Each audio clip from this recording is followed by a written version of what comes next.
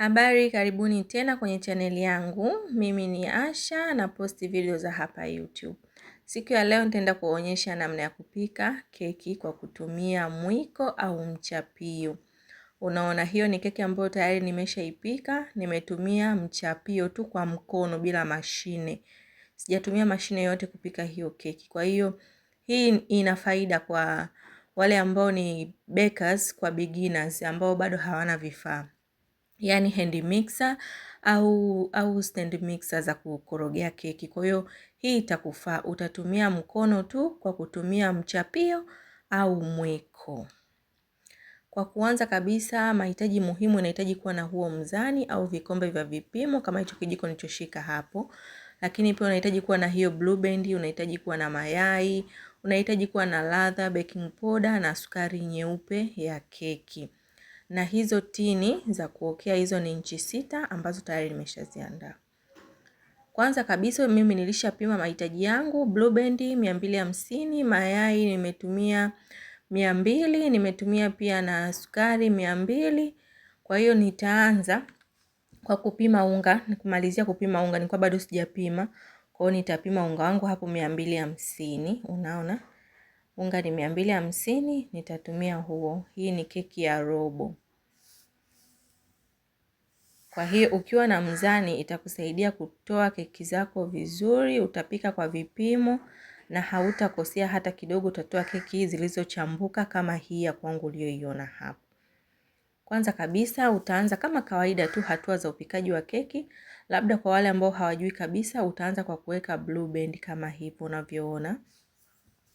Ukishaweka blue band yako, huo ndo mchapio, sasa tunaita mchapio, au kama hauna huu unafanana tu na mwiko, unaweza kutumia mwiko. Kwa hiyo vyote vinafanya tu kazi sawa. Utaanza kukoroga kama hivyo. Kwanza utaikoroga blue band yako ilainike kwanza. Halafu baada ya hapo sasa ikishakuwa imelainika iko soft, ndio utakuja kuongeza sukari ambayo ni gramu 200.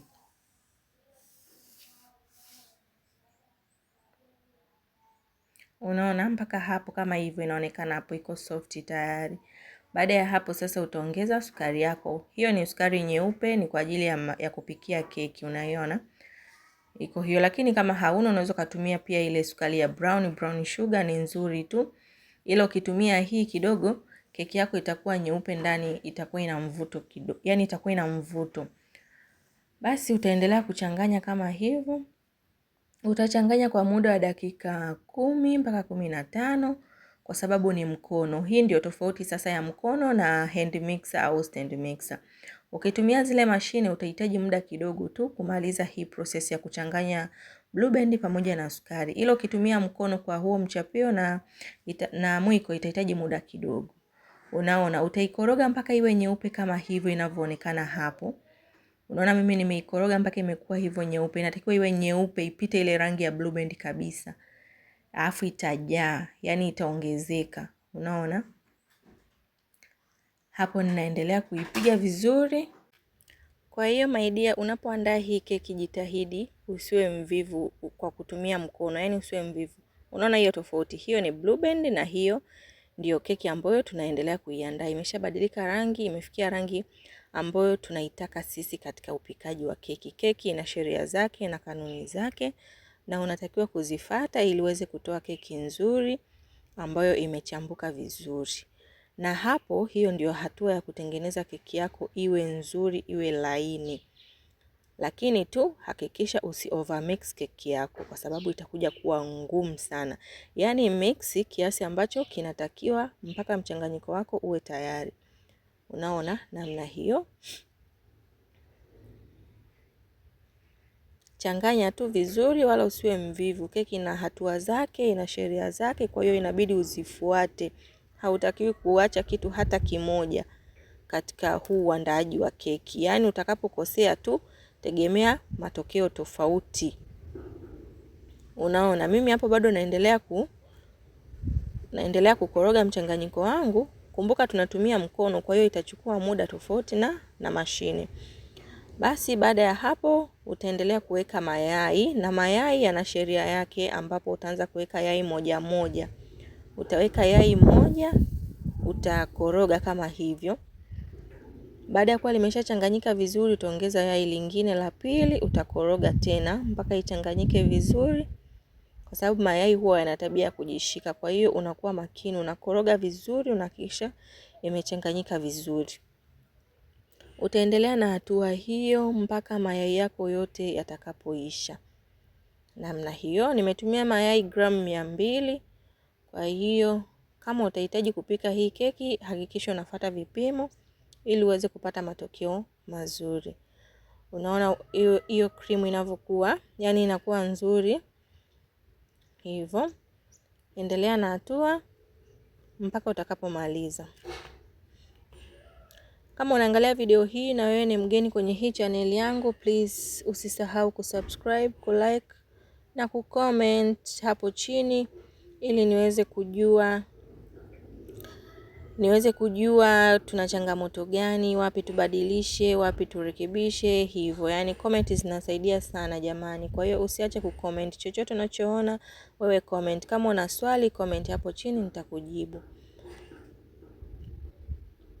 Kama hapo basi nilikuwa nimeshamaliza kuweka mayai yangu yote.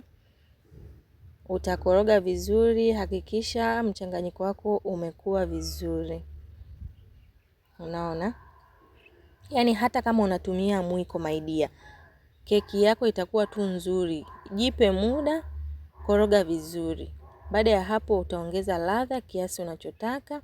Mimi nilitumia hiyo ni bubblegum pamoja na vanilla. Nilikuwa nimechanganya bubblegum na vanilla. Ina ladha nzuri sana. Naipenda, yani huwa naipenda sana kwenye keki. Kwa hiyo hata wateja wangu huwa wanaipenda sana. Unaweza kaijaribu. Unaona hapo? Kama wewe ni beginner, yani ni umeanza kubeki keki na hauna vifaa, hii ndio njia sahihi sasa ya kusaidia wewe kuanza kupika keki zako vizuri. Basi kwenye ule unga ambao tulikuwa tumepima 250, nitaongeza hiyo ni baking powder kijiko kimoja, hicho ni 1 tablespoon. Hakijajaa vizuri, yani yani kisijae sana kikajaa mpaka juu, hapana. Utaweka tu size ya kati. Unaona hapo nitaanza kuweka kwa awamu unga wangu kwenye ule mchanganyiko ambao tayari tumeshauweka pembeni wa Blue Band, sukari na mayai. Utaweka awamu ya kwanza kama hivyo, utakoroga vizuri, hakikisha imechanganyika vizuri. Utaweka tena awamu ya pili, utakoroga vizuri, hakikisha hauchanganyi sana. Kumbuka unga tayari umeshautia baking powder, na baking powder ukikoroga sana inakufa nguvu, na matokeo yake keki zako hazitapanda vizuri. Nadhani tumeelewana jamani. Hapo utamalizia unga wako wa mwisho kama hivyo. Unaona, utakoroga vizuri.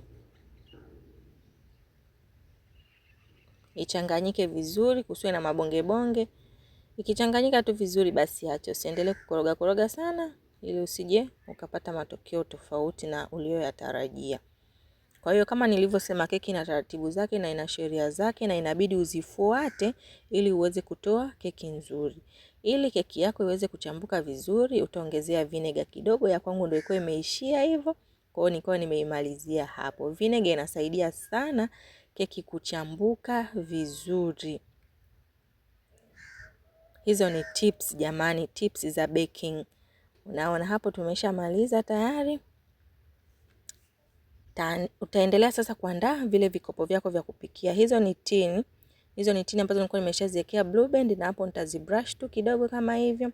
Halafu nitaziweka unga sasa tayari kwa ajili ya kuweka ule unga wetu kwa ajili ya kubake. Unaona? Mimi nitatumia 3 kwa sababu huwa sipendi nipike keki ibanane kwenye tini halafu ije ipasuke juu. Huwa sipendi keki ipasuke. Kwa hiyo nitatumia hizo tini 3 za inchi 6 ili keki iive vizuri kwa nafasi. Utaweka unga kama hivyo.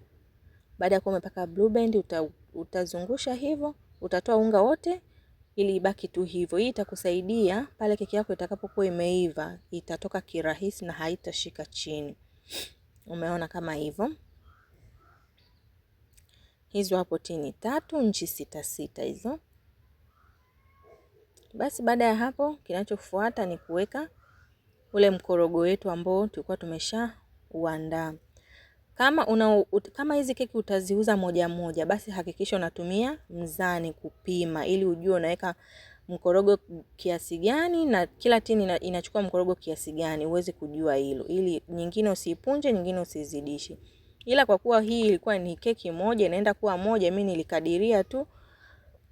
nilikadiria tu hapo kama unavyoona hapo. Sikutaka kupima kwa sababu itakuja kuwa ni keki moja. Nitaiunganisha, nitaipamba, itakuwa ni keki moja. Ila kama ni tofauti tofauti my dear na unafanya biashara, jitahidi kutumia mzani hapo kwa ule tuliotumia mwanzo ili uweze kupima, utuweke mkorogo sawa katika kila tini ambayo utaitumia. Utatumia hicho kispatula hicho kutoa unga wako wote kwenye bakuli kama hivyo. Unaona hapo mimi nilikuwa nimekadiria, lakini hii moja ya mwisho ikawa imepelea. Kwa hiyo nitapunguza huku na huku niweze kuiweka hii iwe sawa sawa na zingine hizo, ili sikiiva iive vizuri na zisipasuke pasuke juu. Unaona, utakuwa mkorogo wako usijae sana kwenye tini. Watu huwa wanajaza sana mikorogo kwenye tini, unakuta keki zinapasuka juu, au unazidisha baking powder keki inapasuka juu, au moto mkubwa keki inapasuka. Kwa hiyo jitahidi. Basi baada ya hapo utaweka keki zako kwenye oven kama hivyo, na baada ya muda wa dakika 45 utaenda kuchukua kijiti hicho cha mshikaki, utachoma katikati, utaangalia keki zako kama zimeiva. Kikitoka kikavu basi ujue keki yako imeiva kama hivyo. Jamani, hiki recipe ni kizuri. Nitaka niwaletee leo namna ya kupika hii keki kwa kutumia mkono tu bila kutumia mashine, kwa sababu ni rahisi sana. Nawapenda sana, karibuni sana.